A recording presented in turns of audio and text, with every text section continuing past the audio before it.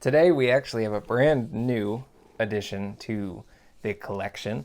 I bought this for my Kozilek deck. You'll notice that it is already opened.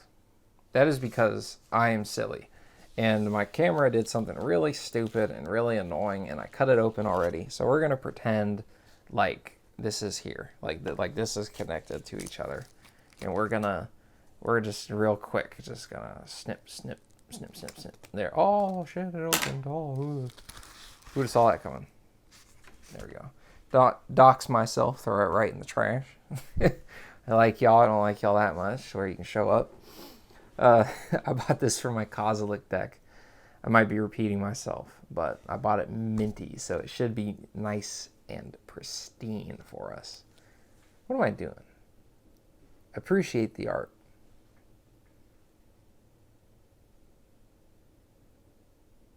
A moment of silence for the art. We're going to do that from now on.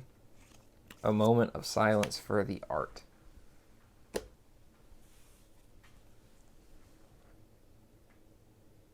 That is gorgeous. Let us inspect, because we did pay the premium for mint. So let us inspect and make sure that we got what we paid for. I don't care if there's that little bit of surface smearing on it. It's sort of like a wine tasting kind of thing where you talk about the woodiness. There's no chips on the black, right? And on the back, that's nice too. Little bit of nonsense there. And just a smidge of nonsense there. But as long as the front is minty, that's mainly what I'm concerned with. As long as there's nothing incredibly blasphemous. I'm gonna put the perfect fit back on. As long as there's nothing blasphemous on the back, then I'll let it slide. The art is the most important thing, because it's so funny. I was talking to my lady, actually, and I was talking to a lady, and she was telling me about how her coworkers, friends, boyfriend made magic cards, or was into magic. I think he made magic cards. And he had a signed card, or the coworker had a signed card from somebody. And I was like, oh, signed card, that's that's neat, but it's not good. And she's like, what do you mean? And I was the artist signed it. Doesn't that make it worth a bunch? And I was just like, you poor thing. No, it doesn't work that way, because people want their artwork to be pristine and nice, and they don't want somebody's signature smeared across the card. And it's so funny, because I was just like, why don't they ever sign cards on the back? If you're going to sign a card, why not here? There's not a lot of blacks. It's practically a canvas. Why don't they sign magic cards on the back? As you can't see it when you play. But I don't want to see it when I play. I don't want you to sign my card, because it lowers the value. But, yeah, real quick, I'm going to switch this out off camera for my Kozilek deck. And we're just going to put the Kozilek deck on the screen. Let me know if y'all want some deck techs. I'm thinking about doing some deck tech videos. I got one more card coming in for this here deck. Where is the man of the hour? Did I take out the Kozilek deck and not Kozilek? No, I'm tripping. There's the man. Oh my goodness, that glare. There's the man of the hour. Oh boy. Countering spells. 0 mana counter spell guy. But yeah, we're going to do a deck tech on this here soon. It's not anything like super, powerhouse level. Like, this is the kind of deck where normies complain that you're playing it, or oh my god, cards look so good. But at a CEDH table, you have 0% win rate. So, but I think that's just because people like to complain. Complaining is good copium. Complaining is breeding negativity.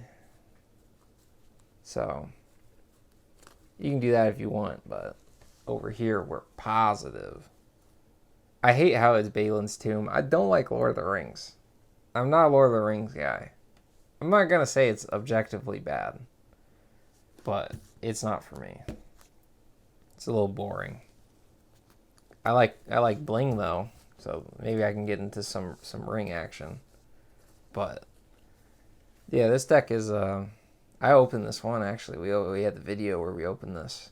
That was cool. I was gonna sell it, but I kind of want to keep it. I don't know. I might sell it. We'll see. But yeah, this deck. One of the long term goals I have for this deck is to actually get a bunch of serial numbered cards for it. All the like replace that one with a serial numbered card. All of the Brothers War cards that are serial numbered. Actually, I went over the Mystic Forge and I didn't even talk about how that Mystic Forge was serial numbered. I'm just so used to my own bling that I didn't even show it off. That's whatever. The videos on the channel didn't do that well, so people obviously do not care about serial numbered Mystic Forge. Yeah, this deck is nothing special, but it's a fun deck to play. It's one of those decks where it's strong enough and fun enough, more importantly, to just play when your buddies want to just play. So play some social event Magic the Gathering. Strong enough to be fun and weak enough to not be that guy. So it's a good deck for me. But Grim Monolith, let's talk about the actual card. Grim Monolith is pretty cool. It goes infinite with power artifact, I believe, because it reduces the cost of activated abilities by 2. Grim Monolith is 4. Net infinite colorless mana. Very good in Urza. Lord High Artificer. Especially really good in just about any deck because infinite colorless mana is a big deal. Other than that, it's just a rock. It's cool in Kinnan. Taps for 4. But pretty like you play Grim Monolith, your commander is so expensive, and you play Mana Vault. It's pretty much like a little bit worse Mana Vault, but you play it because you also play Mana Vault, and you just think to yourself, man, I wish I want 2 Mana Vaults. This is honestly one of the lower cards I put on someone's collection filling out. I sort of put this lower on the chain, which is really interesting, being as though it's a mana rock. And it is good. It is a good mana rock. But when you look at everything on the reserve list, and I think serial numbered cards are a big deal, personally. So I'm a little bullish on them. So when you compare them to serial numbered cards, if you think serial numbered cards are worth it, and you compare it to other reserve list cards, I think if someone was filling out their collection with the purpose of ascertaining a lot of different cards, I would put this one a little lower on the list, maybe like a mid-tier scoop. It'll always be good. It's a mana rock. But until they really just make, like, I don't know, power artifact the commander, then it'll just be okay. But I think one day it could be really busted, or they'll make something for it. But then it would just be Mana Vault would outshine it. And then would it get banned if it's just like Mana Vault is this card that does this thing with this commander, you know? Like, they're weird about what they ban. Not that that would be too much. They banned Golos, for crying out loud. So obviously they ban things just cuz in Commander.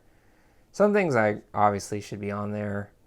Emrakul, as much as it hurts my Eldrazi loving soul that Emrakul is on this freaking ban list, probably deserves to be.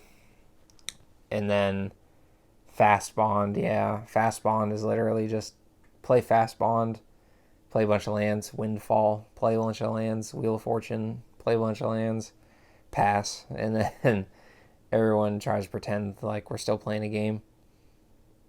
But like when I look at Grim Monolith, I just sort of think to myself like, would Mana Crypt just like your Mana Vault just like be better in pretty much all regards? But I don't know. I don't know. Grim Monolith has a little more free, or Basalt Monolith also, because Basalt Monolith's activated ability is 3. So you get a little more leeway, like if something reduced the activated cost by 1, it would work. And not 4, you need it to reduce by 2. So, pick your poison. It is what it is. But it's a good card. You should get one. The art is absolutely gorgeous, in my opinion. So, other than that, man, hope you all have a good one. We try to do a lot of different things. Deck techs are coming, I promise.